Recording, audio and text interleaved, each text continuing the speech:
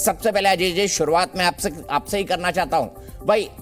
उन्होंने कहा कि हम तो इंडिया की बात कर रहे हैं, मणिपुर की बात कर रहे हैं, और आप ईस्ट इंडिया की बात कर रहे हैं, इंडियन मुजाहिदीन की बात कर रहे हैं। ये कैसी तुलना? और खड़गे साहब ने तो यहां तक कह दिया कि प्रधानमंत्री दिशाहीन हो गए। खैर, खड़गे साहब पे उम्र का असर हो गया, उन पे मैं कुछ कमेंट नहीं करना चाहूंगा, क्योंकि वो तो वही बोलेंगे जो गांधी परिवार उनको बोलता है बोलने के लिए। लेकिन एक बात समझिए, INDIA इंडिया नहीं होता है।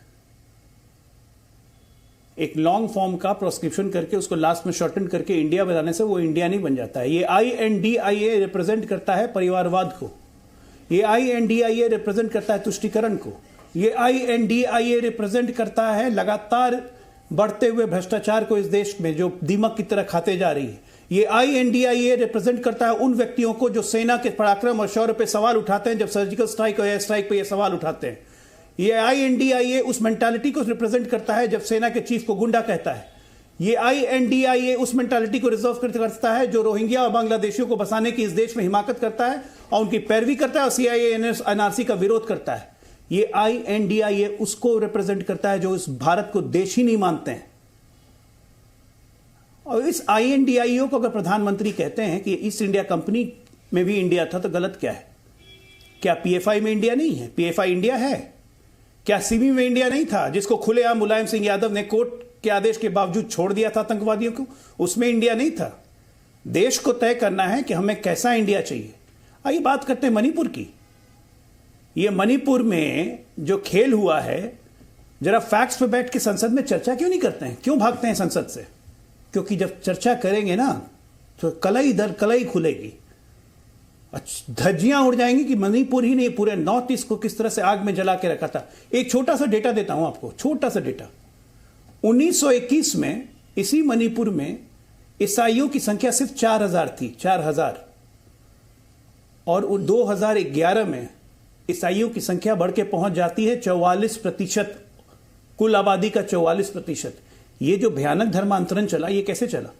आज जब हम कहते हैं कि वेरेनियर Alvin Ian conspiracy, Nehru ji ने जानबूझ के एक पादरी को, एक एक्स पादरी को अपना सलाहकार बना लिया ट्राइबल समिति का, जो वहां बैठा हुआ था, जिसके बारे में अब राजकुमार भाटी जी बैठे हुए थे, उनके प्रेरणा स्रोत है राम मनोहर लोहिया जी। 19 जुलाई 1959, मैं कोट कर रहा हूं भाटी साहब, राम मनोहर लोहिया जी ने प्रेस कॉन्फ्रेंस करके नेहरू जी की धज्जियां उड़ा दी थी कि नेहरू ने एक एक्स पादरी के हाथों एक देश के बड़े हिस्से को आइसोलेट कर दिया है।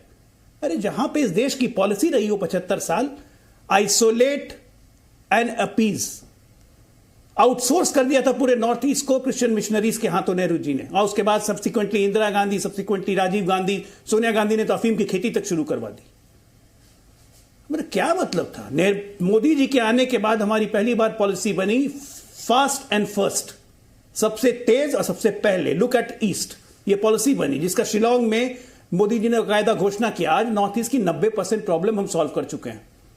यहां मेरी TMC की मित्र बैठी हुई है, जूही जी, देख के याद आ गया मुझे 2012 में जब कांग्रेस की सरकार ने वेस्ट इंफाल से 3 डिस्ट्रिक्ट को हटा के हिल ऑटोनोमस काउंसिल में कर दिया था, तो उसके विरोध में एक आंदोलन हुआ था, जिससे कारण 3 महीने का इकोनॉमिक ब्लॉकेट लगा 2011 में। सारे कांग्रेस के खिलाफ, TMC हो गई, CPI, CPM, सब कोई कांग्रेस के खिलाफ अपीजमेंट पॉलिसी के खिलाफ लड़ रहे थे। आज क्या हो गया? मुंह में दही जम गया। आज मणिपुर में हमारे खिलाफ लड़ रहे हैं। क्यों? क्योंकि हम मणिपुर को सॉल्व करना चाहते हैं। कुकियों के दिमाग में बैठा बैठा के कि Kuki state, Kuki state, Kuki state, पहले नागा सेपरेटिस्ट को बढ़ावा देना, एक से एक हरकत की है जो पूरे नॉर्थ ईस्ट को आइसोलेट कर चुका है। आज मोदी जी के आने के बाद 9 साल में 50 दौरा किसी प्रधानमंत्री का नहीं हुआ नॉर्थ ईस्ट में। आज नॉर्थ ईस्ट की शक्ल बदल गई है। कहां 9 एयरपोर्ट होते थे, आज 16 के 16 एयरपोर्ट है। हाईवे की संख्या में डबल से ज्यादा डिस्टेंस हो गया। मणिपुर में ट्रेन जाने लगी है। एक आशा और विकास की किरण दिखती है तो उसमें भड़का देते हैं। दीपक जी, मैं आपसे पूछता हूं, एक सामान्य नागरिक, और मुझे बीजेपी प्रवक्ता मत मानिए, अपने आप को भी जर्नलिस्ट मत मानिए, एक बात बताइए, हाईकोर्ट तो अनुसूचित जाति जनजाति का दर्जा नहीं देता है, यह दर्जा तो पार्लियामेंट को देना होता है। हाईकोर्ट की एक टिप्पणी आती है कि मैथियों को अनुसूचित जाति का दर्जा देने का प्रपोजल राज्य सरकार को भेजना चाहिए, 4 सप्ताह में राज्य सरकार इस पर निर्णय ले। इसमें अचानक बवाल कैसे मच गया भाई कि 2-2, 3-3 हजार आदमी उसी रात में इकट्ठा होकर चाइनीज वेपन्स के साथ मैथियों के गांव पर अटैक कर देते हैं? ये सुनियोजित नहीं है तो क्या है?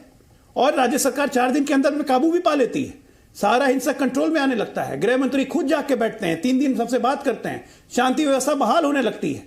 अचानक 77 दिन के बाद एक वीडियो सरफेस हो जाता है और उसका रीजन दिया जाता है कांग्रेस पार्टी के द्वारा कि भाई मणिपुर में घाटी में नेट बंद था, इसीलिए वीडियो वायरल नहीं हुआ, नहीं तो पहले वायरल हो जाता। ये कांग्रेस पार्टी के प्रवक्ताओं ने कहा है।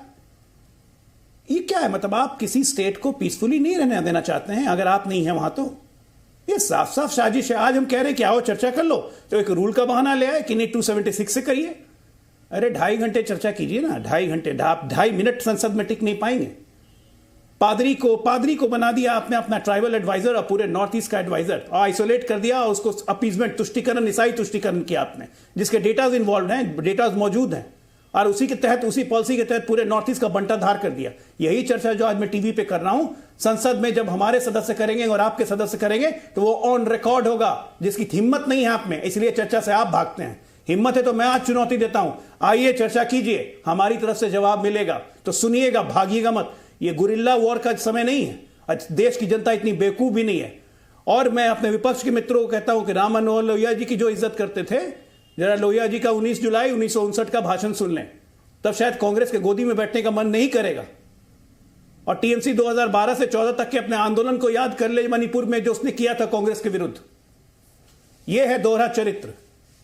ठीक है, मैं सीधे इसी बात को रोहन गुप्ता जी के पास ले जाता हूं। रोहन गुप्ता जी, एक तो मणिपुर पे कई आरोप आप पर लगे हैं कि ईसाई तुष्टिकरण के चलते आज के मौजूदा हालात मणिपुर में जो है वो बने हैं और वो कांग्रेस की नीति थी। दूसरा, मैं आपको जानना चाहता हूं, अगर इस तरह ये कह रहे हैं कि INDIA मतलब परिवार, मतलब तुष्टिकरण, मतलब भ्रष्टाचार, मतलब सेना और शौर्य पर सवाल, क्या ये INDIA का मतलब है? दीपक जी, पहली बात तो 2.5 से 3 मिनट में जिस बेशर्मी से भाजपा प्रवक्ता ने अपनी 2.5 महीने की विफलता को देश के सामने उजागर किया, मैं उनको धन्यवाद देता हूं। देश की जनता आपका शो देखती है दीपक जी। आज ये सरकार जो 56 इंच की छाती वाली सरकार 9 साल से शासन में है, 2.5 महीने से हमारा एक राज्य जल रहा है और वो बेशर्मी से विपक्ष पे आक्षेप कर रहे हैं। अरे आप कहां हैं? आप विपक्ष में तो नहीं, आप तो सत्ता में हैं। आप तो 56 इंच की छाती वाले हैं। आप क्यों मजबूर हैं? आप क्यों मजबूर हैं आपकी विफलता के कारण दूसरे पे डालने के लिए? आप क्यों मजबूर है बगले झांकने के लिए? आप क्यों मजबूर है इतिहास में जाने के लिए? क्योंकि आपका जो शासन है बुरी तरह से फेल है। 2.5 महीने में आप लोग कुछ नहीं कर पाए। एक बहन एक बेटी के साथ इस प्रकार का बर्ताव होता है और 78 दिन के बाद आप पहली गिरफ्तारी करते हैं। आपको शर्म नहीं आती बोलते हुए? आज कारगिल का एक सैनिक अपनी बीवी को बचा नहीं पा रहा है, उसकी अपनी वीडियो रिलीज करके बता रहा है, आपको शर्म नहीं आती? बिल्कुल। आपकी पार्टी का एक MLA ये कहता है कि मोदी जी ने मुझे मिलने का समय नहीं दिया, और अगर भाजपा चाहती तो ये नहीं होता है, फिर भी ये सुन के आपको शर्म नहीं आती है? आपकी राज्यपाल ऑन रिकॉर्ड कहती है कि मैं मजबूर हूं, मैं कुछ नहीं कर पा रही हूं, मुझे दुख हो रहा है। आपको शर्म नहीं आ रही है? आपकी शासन की इतनी बड़ी विफलता है कि जिसके कारण 7,000 से ज्यादा लोग विस्थापित हुए, 142 से ज्यादा लोगों की मृत्यु हुई है। आपको शर्म नहीं आती है चैनल पे ये सब बोलते हुए? अरे विपक्ष को भूल जाइए ना। विपक्ष तो इंडिया है। इंडिया मतलब वही इंडिया जब आपने देश की जनता के ऊपर आक्रमण किया, देश की जनता का रक्षण किया। महंगाई पे आपने देश की जनता पे आक्रमण किया, इंडिया ने रक्षण किया। बेरोजगारी पे आक्रमण किया, इंडिया ने रक्षण किया। नोटबंदी का आक्रमण किया, इंडिया ने रक्षण किया। काले कानून डाल के किसानों पे आपने अत्याचार किया, इंडिया ने रक्षण किया। आज वही इंडिया है, सिर्फ मणिपुर के बारे में आपको सवाल पूछ रहा है और आप उसके ऊपर, इंडिया के ऊपर आक्षेप कर रहे हैं। शर्म आनी चाहिए आपको। हम तो आपको कुछ नहीं पूछ रहे, हम तो ये कह रहे हैं कि जिस शासन में 2.5 महीने से एक राज्य जल रहा है, आप उसको काबू नहीं कर पाए। अब संसद में 267 के तहत आप उसकी चर्चा कीजिए, जिससे मणिपुर का चर्चा पूरे दिन होगा। हम भी आपको सजेशंस देंगे, हम मिलकर एक राज्य को बचाएं। आपको शर्म नहीं आती अपनी विफलता छुपाने के लिए? यह आपका अहंकार है, आपका डर है आपकी चोरी पकड़े जाने के कारण, जिससे आप संसद में चर्चा से दूर भागते हैं। Zee News.